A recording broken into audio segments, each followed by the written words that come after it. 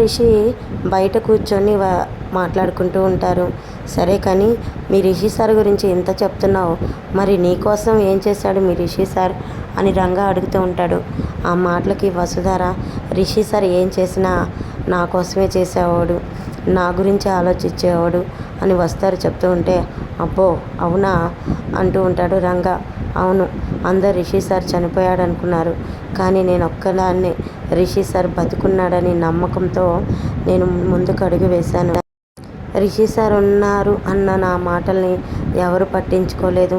నేను భ్రమపడుతున్నాను, నాది భ్రమ అని చెప్పేసి అందరు నన్నే తప్పుగా అనుకున్నారు. ఇప్పుడు నా నమ్మకం నిజమైపోయింది.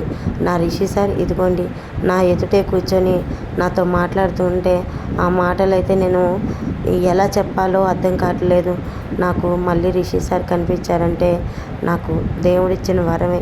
I love you Rishi sir అని వస్తారా రిషిని హక్ చేసుకుంటూ ఉంటుంది. హలో మేడం, మీరేంటి మళ్ళీ మొదటికి వచ్చారు? నా పేరు రిషి కాదు రంగా అన్నాను కదా అని చెప్పి అంటుంటాడు.